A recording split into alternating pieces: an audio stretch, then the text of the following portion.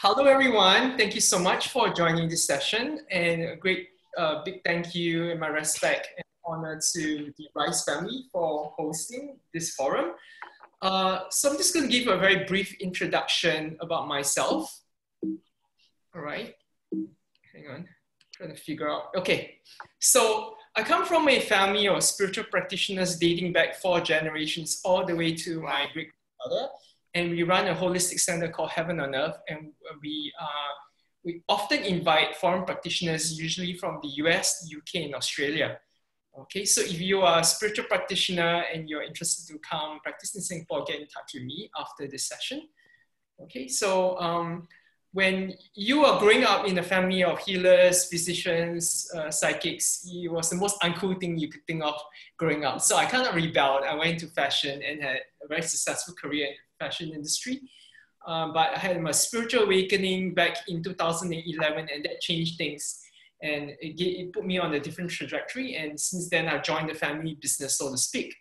Today's topic that I'm going to speak about is a very big topic because it involves all of us. It's about our soul connections, the people that we meet in our lives, our soul tribe, our soul family, all right? And these soul connections, for better or worse, they shape us, they change us. So oftentimes, our relationships with the people in our lives can sometimes be frustrating, can be challenging, can be perplexing, make you want to tear your hair out, you push all your buttons. There's even a saying that says, you think you're so spiritual, right?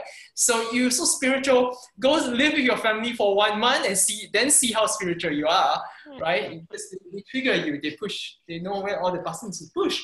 But regardless of our differences with the people in our lives, be it a parent, a child, a boss, a friend, the differences that we have allow us to grow and to expand.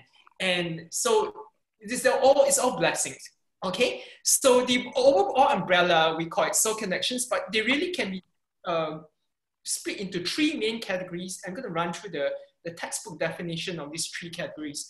The most common is called the soulmate. And the soulmate can be a pet, can be a sibling, your parent. These are people that you have many lifetimes with, and you kind of change roles, right? It could be your best friend, could be your colleague, okay? And these are usually the easier relationships, and for the most part, they are very harmonious.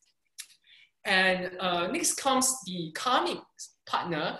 And the karmic partner is usually the ones that you have a lot of conflict with, that really annoy you, and you have a lot of arguments with and fights. And usually that's because of karmic contracts from previous lifetimes that have not completed yet. And so, you tend to rub each other the wrong way, but nonetheless, they're still very much part of your journey, and you really grow from these relationships. And oftentimes these relationships don't last very long. Maybe they're in for a season or 2, or just a couple of years, and then they exit your life, right? And so they may not stay with you for that long. Even soulmates, it depends on what kind of soulmate relationship it is. Okay, and finally, you have the twin flame, which is really a spiritual catalyst, a very holy, sacred union. And many times, you are not incarnated with your twin flames, only in special lifetimes. And usually, they are more of as a spirit guide, all right? So another definition, you see, most people do not marry their twin flame. They marry a soulmate. They have kids with soulmates. All right, and so we really need all these 3 types of spiritual soul connections. They all have their own roles, okay? And today I'm going to talk more about how this integrate and how they expand your evolution, all right? And how to have a more balanced and harmonious relationship with yourself and with others. And in truth, your relationship with yourself is what sets the foundation for all other relationships in your life. It's yourself first. So it's a journey of self, okay? And so the twin flame, you can see it as a little bit of a combination of a soulmate and a karmic partner shaken up and combined, all right? So when you think of the word twin flame, what it really is that it's split into a divine masculine aspect and a sacred or divine feminine aspect, the yin and yang, the male and female. And this male and female polarities exist in every single one of us. So regardless of your sexuality, your gender, your sex, you have a male and female side in you. Okay, and combine these two portions combined into one soul is what we call the twin flame. All right, so again, you see these polarities in all major religions in our world. So for Taoism, the yin and yang, the male and female, masculine and feminine aspect. All right, in Judaism, you have the Star of David and the Merkaba, which is made of two star tetrahedrons. So one is the sun tetrahedron, which is masculine, the one that points up, and the one that points down is the moon tetrahedron, which is feminine. Okay, and then you have the, in Islam, you have the crescent and the star. And as we know, the star symbolizes the sun. Our sun is just a very ordinary star. So feminine and masculine aspects again, even in Islam. And then in Hinduism, you have Shiva and Shakti, the two great dualistic contrasting polarities. All right. And then also in Christianity, you have what is called the Vesica Piscis. And in the center of the Vesica Piscis, where it's joined, right, where it unites, we have that fish shape, that fish motive that we recognize in Christianity. And when you combine all these circles together, it creates this beautiful pattern called the flower of life that New Age spirituality tends like to advocate. Okay, so this is where it derives from. And if you take it further, right, so Mary is the divine feminine and Christ is the divine masculine. So when Mary and Christ comes together in union, right, the mass consciousness of this planet rises. We have a risen Christ consciousness, and God has a sense of humor, so God creates Merry Christmas. That's how it came about when you combine the male and female aspect together. And that's what twin flames are about in essence, okay? And again, so now we understand that in truth, everyone is your mirror. All right, everyone mirrors an aspect of you. And so from the highest standpoint, we can say that everyone is your twin flame, right? Because ultimately we are one collective soul source, all right? Split into many, many small little fragments. So the soul that contains the mirror energetic essence of you is what we call a twin flame, okay? In recent modern times, a lot of us starting to see a lot of number synchronicities, especially 1111, which is the awakening code. And 1111, as you can see, is actually mirrored. It's the 11 being mirrored, you get 1111, all right? And it's very closely related to the infinity sign, which is similar to that Vesica Piscis that we saw earlier. So this is what we call the awakening code or the twin flame code, or the twin flame mirroring code. And so people who are meeting their twin flames or soon will meet their twin flame will often see this as a confirmation of such a coming of this divine relationship into their life. All right, so like I mentioned, all of us have male and female energies in us, but oftentimes a lot of these energies are not exactly balanced or harmonized or in its most optimal form. Okay, so whether you like it or not, we have all in this lifetime experienced being hurt, being lied to, being cheated by others, by our parent. It could be a spouse, it could be your best friend.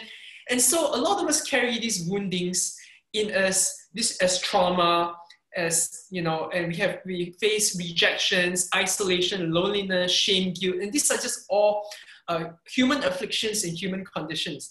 Right? So these emotional baggages and ancestral karmas and past hurts and pain we store in us. Okay, so when the divine masculine, when the masculine is very wounded, the wounded masculine energy, he becomes very aggressive, very violent. All right, he represses his emotions and he seeks to control. Okay, but on the flip side, once it's healed and it becomes a divine masculine, he's able to treat his feminine aspect better, right? He's able to communicate more clearly and stop lying and stop cheating, all right? Women have the opposite wounding. Women tend to lack healthy boundaries. They tend to lack self-worth. They apologize too much. That's when they are of a wounded frequency, okay? And they tend to be very codependent. And on the flip side, a very divine, sacred feminine will be able to know her own worth, right? She knows she's empowered. She stands as a strength. Okay, so in short, what we're trying to do, we're shifting. Humanity has been in a very patriarchal, male-dominated, violent energy for millennia and centuries, and so this over masculine energy has caused a lot of bloodshed, war, and disharmony over the years, and suppression of feminine, sacred feminine energy. So we are taught not to cry, we're taught not to show our feelings and emotions, we're taught that by our parents and society that crying is weak, especially for men, right? It's very feminine to cry. So we're not taught to express that creative, artistic, feminine side, that nurturing side of us. And what happens? This becomes out of balance. And so, for example, a masculine closes his heart. He finds it very hard to give love and, to show love, all right? And the women, they find it very hard to receive this love. So men tend to be over-independent and women tend to be too codependent. So what you're trying to achieve is a comfortable balance of what we call interdependence, all right? So women tend to lack healthy boundaries and men tend to have too many boundaries. It becomes very cold, very shut off. It becomes walls of separation. So you're trying to come to that comfortable middle balance of healthy, assertive boundaries, okay? So what happens when you don't heal yourself? You tend to then unwittingly and unconsciously shadow project these unhealed wounds and traumas that you've been emotional baggage onto others, onto your loved ones. Okay, so people think that showing vulnerability is weak. Actually, it's the reverse. To show feelings, to show emotions, to cry, it actually takes strength. It takes courage, right? It's a sign of strength. Okay, so. And so basically we're shifting from an over-dominant, over-masculine society into a more matriarchal balance so that male and female energies are being balanced. So from a patriarchy, we are shifting more back to a matriarchy and try to, again, balance both the divine and masculine and divine energies in our society. All right? When we spiritually awaken, we actually go through many stages and we repeat these stages in a cyclical format and a cyclical manner, okay? And oftentimes, we have to go through stages of depression, of isolation, of separation, of sadness, to then crack open and awaken. And we find that we go through this cycle many times in our life, through trauma, through maybe a death of a loved one, through a near-death experience, through very severe illness like cancers and strokes, and that really shakes us up, all right? Or losing a loved one through a divorce or through death, okay? So spiritual awakenings, a lot of us mistaken in the past that, oh, it's all butterflies and rainbows and really all this love and light, but sometimes and oftentimes it's actually can be traumatic, can be painful, all right? And so I love it when all these memes, sometimes, it reminds me not to take spirituality or not to take life too seriously, okay? So God invented humor after all, right? So yeah, sometimes it's important to take a step back from the whole illusionary matrix that we're living in and just laugh at it, okay? And so, so what in the past, like I said, of the masculine indoctrinations of organized religion and the patriarchy system has forced, and also a lot of that law of attraction thing has made a society think that, see no evil, speak no evil, hear no evil, and we shut off that aspect that we only want to see the beautiful side of existence, all right? But the thing is that as divinely connected as we are to Source, to God, we are also human and vulnerable. We are also deeply rooted in and having an eternal spirit, having a temporal human experience.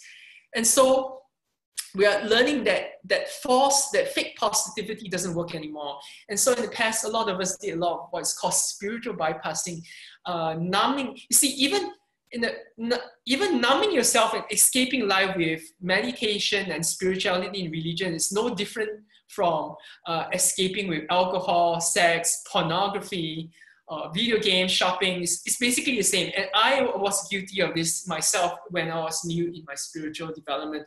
I was trying to escape life by meditating all the time and trying to not try to feel good all the time and not work on my inner child wounds, my trauma.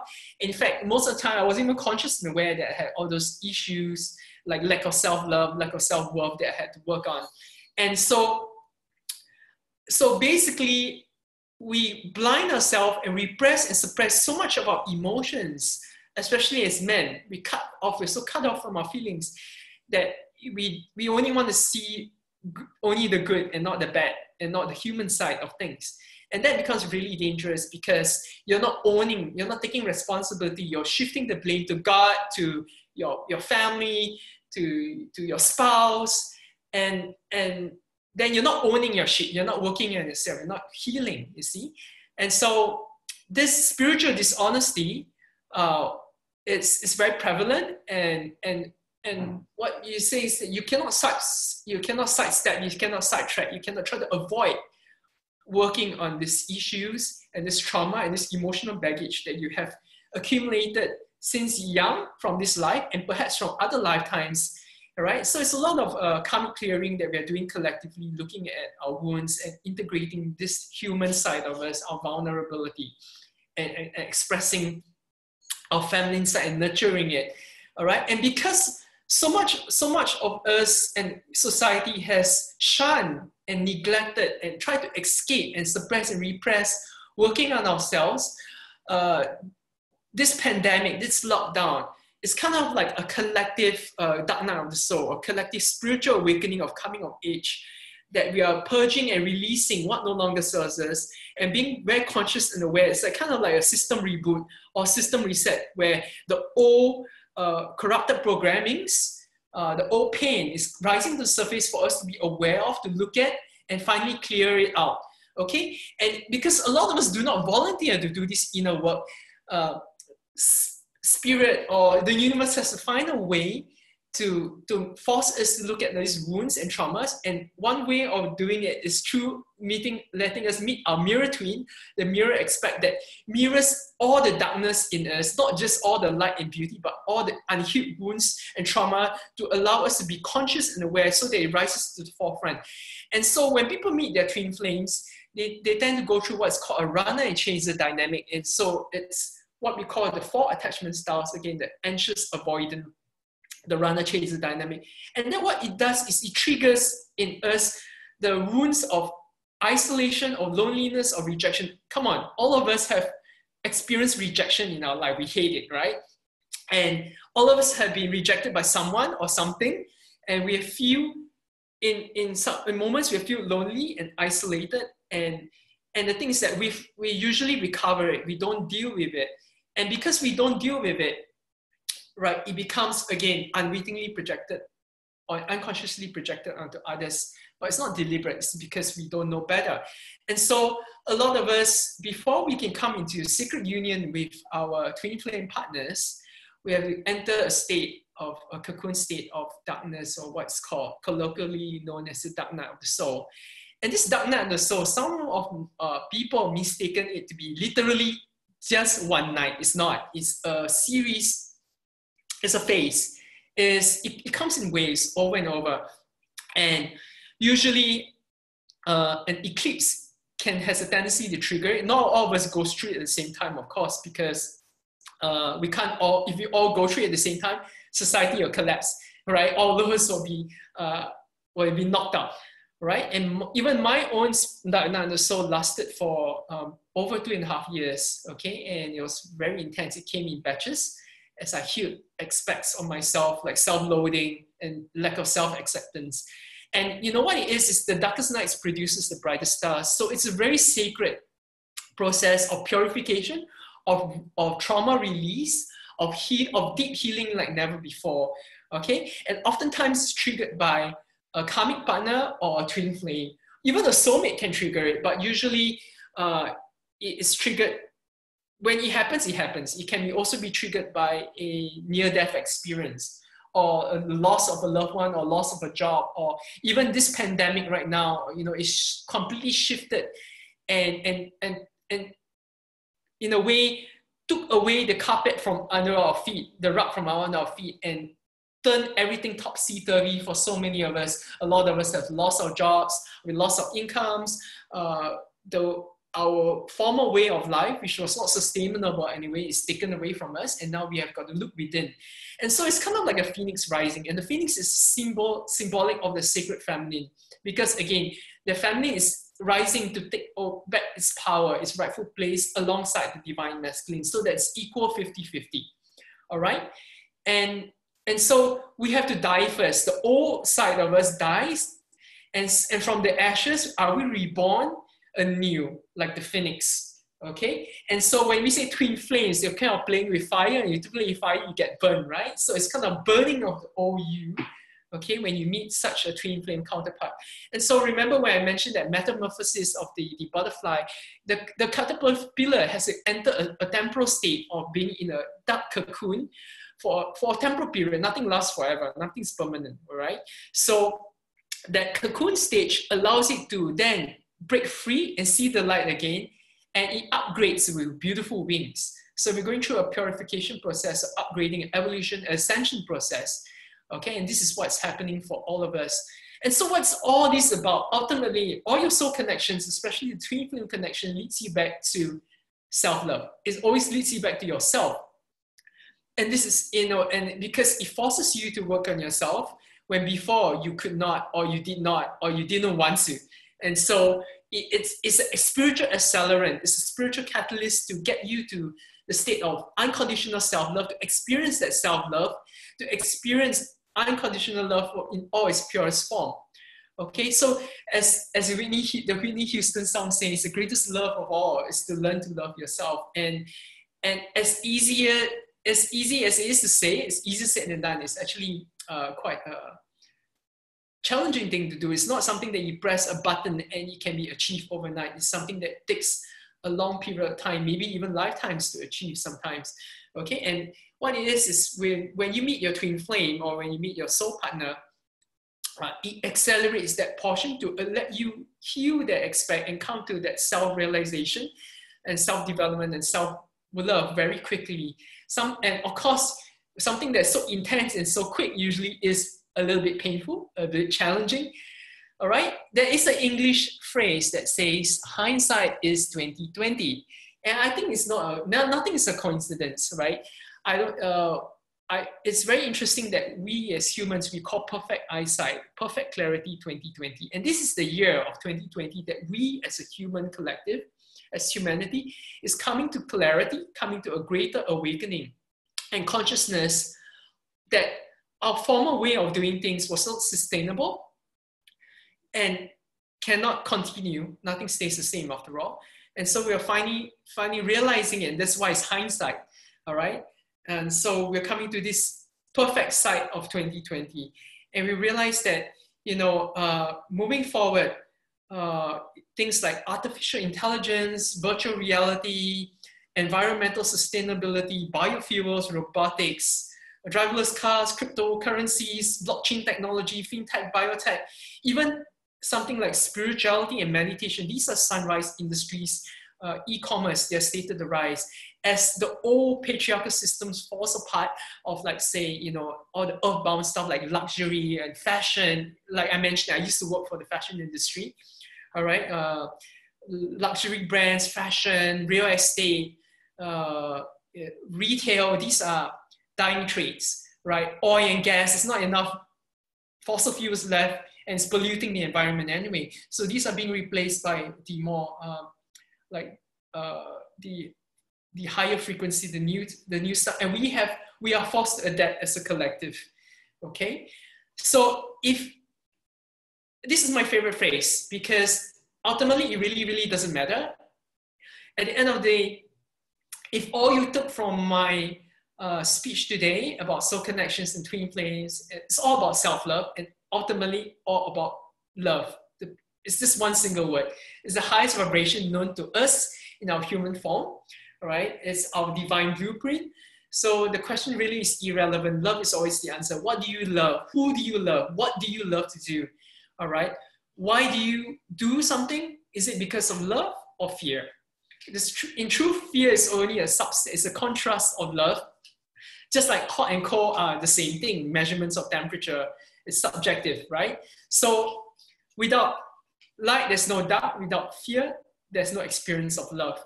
And in truth, we come from pure light and unconditional love. And to that, we will return. We have never been apart from it, right? This is the essence of us, but we have only merely forgotten. So as spirit, having a temporal human experience, we are not actually striving, needing to be spiritual or needing to be trying to reach unconditional love, because you came here to experience the opposite, the contrast, which is conditional love, which is dirty love, messy love, sweaty love, right? Painful love, whatever, all kinds of human experience or that then makes you, like, for example, the conditional love makes you realize, hey, this doesn't work.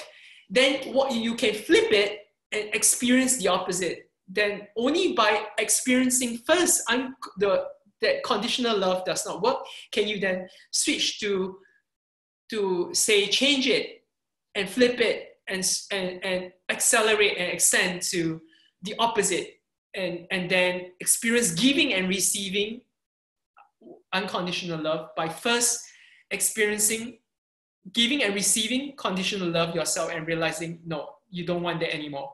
So that's why it's a yin and yang, polarity and dualism in this realm of relativity where we live. And that's why we do not curse the darkness, we bless it. From the darkness, it propels you to more light. From the darkness, you grow the Christ-conscious virtues of compassion, from patience, empathy, and all the other virtues like perseverance and altruism. You basically cannot empathize and sympathize with someone or something unless you've gone through the same darkness, the same hardships, the same diseases and illness and handicaps that they have. All right, so with that, I end my slides and I open the floor to anyone who has questions with regards to anything I've said or anything about twin flames and soulmates or karmic partners. Anyone? Questions? I do have a question. Yes. You and many people say that we can't really know good without knowing bad, that we have to have difficulty in order to appreciate the good. And I always question that. Yes. Can't I just have goodness or just equanimity? Well, that's a really, really good question, and it's been asked over and over again, all right? And it's a multifaceted answer. Simplistically, I would say that, pain is inevitable in your human form, but suffering is optional. You can choose whether you want to suffer. But, every day you get stomach ache, you get a little bit of headaches, but it doesn't become so prevalent or intense if you're able to shift your mind, all right? Or even see the blessing, the silver linings in it. There's always a silver lining. There's always two sides. So like I said, that darkness actually propels you to more light. So when you are in that darkness, or when you're fallen sick or ill, when you're fallen sick, you actually appreciate your health, right? For example, if everything tasted sweet to you, if there's no salty, sour, bitter, you have nothing to compare it to. You don't know what sweet is. You cannot be orgasming all the time, right? If you're orgasming all the time, you because blasé and nonchalant, you become numb to it. So you kind of like need to step out to be able to step in. And, and kind of Heidi Klum, the supermodel, says sometimes you're in, sometimes you're out. So you cannot, it's impossible in our human form to be consistently and constantly high all the time. You kind of like, it's like the stock markets. So nature is a flow, right? Ups and downs, right? High tide, low tide, new moon, full moon, summer, winter, spring, autumn, you're going through seasons and nothing stays the same, nothing's permanent. Not even the concept of enlightenment can be permanent. So neither darkness or sunshine, like day and night.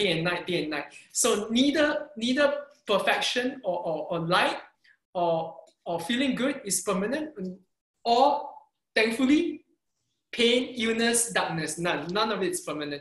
And so the acceptance of that is transcendence of that. So the sooner we let go, we don't fight it or resist that this is the way it is, the more at peace, equanimity we have when we stop fighting that this is the way things are, that nothing's permanent, including enlightenment. And there was this saying that I liked as well. It says, before enlightenment, you chop wood, collect water. After enlightenment, you're still chopping wood and collecting water, because even Jesus and Buddha and all the ascended beings and masters, when they were in human form, they will have to go through the human experience of sadness. In fact, through experiencing sadness, you actually appreciate your joy better. So in short, that's the simplistic answer. It's very interesting. So equanimity is from accepting extreme experiences. It's not stopping the experience, it's accepting them. Yeah, letting go. There's really three states. There's a neutral state that sometimes we get into through meditation, and we kind of zone out, and kind of like when you were having a Mary session earlier, remember, and you commented that you just felt nothing. You were just neutral. Neutral state. And then you have the high state, and then you have the low state. So you have just three states that we kind of shift in and out, in and out. Of course, what you could do is, after experiencing the contrast, you can choose with your free will choice to choose either the neutral state or the positive state more often than the negative low vibrational state. And this is where we're getting to. So remember I told you it's highs and lows, ups and downs. But what we are doing is we're going this way. So it's still ups and downs, but ever higher, Yeah. So I didn't feel nothing. I felt nothingness. Nothingness, yes. Yeah. So it's that neutral state that we sometimes go to. Yeah, that's right. Right. It's kind of like Father, Son, Holy Ghost is the triad. So you got past, present, future, Father, Son, Holy Ghost, here, there, and the space in between here and there. So these are like in the study of the Kabbalah, we have the 7 lower sphirot or chakras and the 3 higher ones. So it's similar kind of triangle formation. I love the Kabbalah. It's something it's so complex, sophisticated, and rich. You can take a lifetime and not even fully grasp what the Kabbalah has to offer you. It's mysteries. Of course, it's the most spiritual teaching. Yeah, indeed, indeed. Anyone has other questions? Oh, Ellen, you have to unmute yourself. You mentioned about the karmic partner, and it's the first time I've heard this word. And you said it's somebody who's annoying you, but is this something we're supposed to embrace as a learning experience? Because then you said that you usually try to get away from that karmic partner.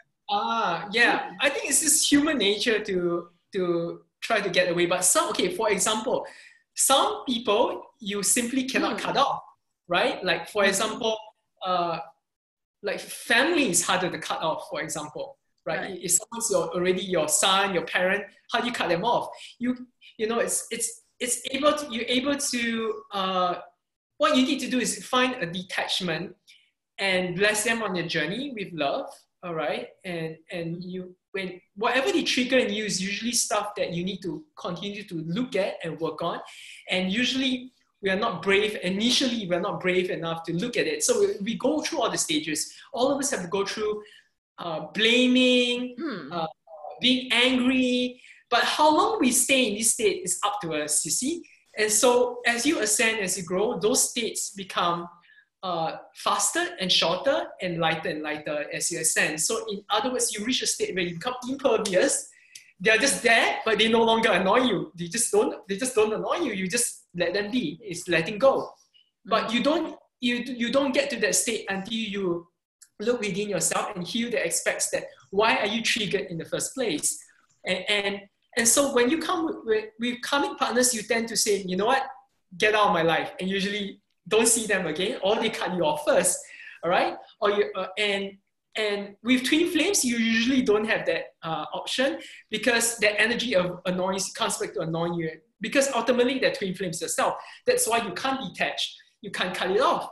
And so with karmic partners and soulmates, you find that if you really, really don't want to be with someone, you're able to just detach and disconnect more easily. But with a twin flame, you find that the energy sticks with you, and it sticks with you for a reason, because it keeps hounding you so that you are forced to look at it, heal it, acknowledge it, bless it, release it, and thank it. And then learn, elevate from that lesson, elevate from that experience. And then when you had that lesson, when you integrated and processed that lesson and healed it, you find that you're freed from it. It doesn't have that hold and grasp on you anymore. That's why it's so important to when you're triggered, deal with it rather than repress it, because you repress it, that baggage, that blockage is still in you and around you, and it will come to haunt you and trigger you by someone else. Someone else will come along the way and play that villain and play that karmic partner and poke you, and out it comes again. So you see, these issues were in us even before we met our twin flames, our soulmates and karmic partners. They were already in us. Your soul connections merely mirror them out for you in your face. They're so in your face, you have no choice but to acknowledge it. So, and by acknowledging it, by purging it, you then set it free. Instead of fighting it and resisting it. No, it's you. No, often we place the blame, it's God's fault, it's if only they change, if only my spouse changed, my boss changed, whoever changes, and then I'll be happy. We have disempowered ourselves. We've given our power to someone else. So this process is taking back our power, reclaiming back our power, and know that, hey, I'm the one choosing it. I own my own shit. I take responsibility. So when I take back the power and I grow in strength, then I realize that, you know what, it's a choice. They can't affect me unless I choose to let them affect me. You see? And so with this realization, only comes with a deep process of integrating and processing it and meditating and contemplating, so that it sinks really deep into the psyche, into the superconscious and the subconscious, and then we've healed it, so we set it free. Right. So that's why they're all blessings. They really are. They play a role to help us evolve. And we do the same for them too, by triggering them. And we're triggering them all to expansion. And grow together. And so that's why so many people are meeting their twin flames and their karmic partners and the soul family and soul tribe right now to grow, because if we all don't trigger each other, nothing changes, nothing gets healed. And then the earth frequency stays the same. And you know, nothing can stay the same. We need to ascend, we need to grow, because what we already had in the past, you know, of women, of the feminine energy, of women being relegated by society and by religion as second class, as lower, that has to go away. That over violence, that dominance, that, you know, the cheating, the lying, all that unhealed masculine and unhealed feminine energies, you know, if it didn't come to the surface for us to work on, no one's going to work on it. No one heals, and then the earth stays stuck. So now we are all collectively mirroring and triggering each other, and so that we can then work on ourselves, heal, and then the earth collectively ascends. That's why it's man in the mirror, like that song from Michael Jackson, and what Gandhi said, you know, an eye for an eye makes the whole world blind. If you truly want to change the world, you change yourself first. It starts with yourself. And then when you do the work, you raise your vibrations, you stand as an example, as a pillar of light for someone else to follow, right? I hope that answers your question. Yes, thank you. Okay, thank you for asking as well. Thank you. Anyone else? Questions? I just wanted to add that the other day I was actually speaking about the emotion code, about this idea that you were sharing, that how important it is to process your emotions. And once you process your emotions, you're able to, it's not enough just to put positive words on top of it and say, life is good, life is good. You need to actually process the grief, the sadness, the insecurities. And once you're able to process them, then you're free of them and you actually move on and your relationships change, right? Absolutely, absolutely. You're 100% on spot, right? He hit the nail on his head, right? And in the past, because as men, we weren't allowed, we weren't taught by society or schools or parents that it was okay to cry, to express, to feel our emotions. And then when you don't process it, it becomes internal wounds that you carry, and then the anger, the resentment is stored, and you lash out at others, you know, unconsciously, unwittingly, unfairly onto your loved ones, because you're storing that shame, that guilt, that lack of self-love, that self-loathing in you. So, but when you allow yourself to process it, what you need to do is to step out as a third person's perspective and just look, I am not that emotion. I'm just experiencing that emotion. Okay? And then you can then set it free. I don't own that emotion. It's just energy. Emotion is energy, emotion. So you're allowing the energy to move in and out of you. So you say, you know, you cannot cherry pick, in other words, right? If you never allow yourself to open up your heart, to be vulnerable, to feel human, to be sad, to be angry, to be depressed, right? You cannot then experience fully what it means to be in love, in exhilaration, in joy. So there's no cherry picking. If you want to experience the full gamut of the full spectrum, you must allow yourself, your heart chakra, to expand and open. And that means accepting all the full experience of what being a human is. But after experiencing it all, you can then say, you know what? I prefer the higher frequency experiences. So I'm going to shift that.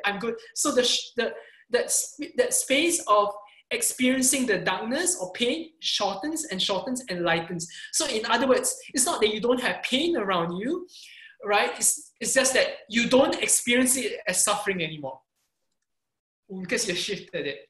You're transmuted, you've turned darkness back into light. And by doing so, you then have the compassion and empathy and the knowledge and experience and wherewithal and resources to help others to transcend their own pain and illness and darkness. For example, you notice that cancer survivors have a tendency to say support cancer charities and help others who are cancer patients, because they know what it's like to have cancer. They know, they have the experience of healing themselves from it. So it's blind leading the blind if you're trying to help someone that you have no experience with, you see? So same for people with HIV, they then support other people who have HIV because they know what it feels like. So unless we're blind ourselves, we don't know what a blind man goes through. We cannot empathize, you see? So things, even for the gay and lesbian community, people who tend to help this community, they tend to be gay and lesbians or bisexuals themselves. So they understand what it means, right? So that's how it is. That's why us going through that allows us to have compassion and empathy for our fellow human beings, that shared humanity. That we, as humans, we fall sick. As humans, we sometimes get angry, and it's okay. And to be give ourselves the space, it's okay to forgive ourselves, right? That we are perfectly imperfect, and in our human state, it's just temporal. We transcend it. You see? We heal it. Yeah. All right, Luke. It's wonderful. Thank you very much. Thank you as well. Thank you for all of you listening and being present. Is there any more questions? If not, oh yeah, I'm just going to share my links for those of you who, because I'm going to give, every week I teach one free class during this pandemic lockdown, and just going to share my screen one more time. Okay. Goodbye. So these are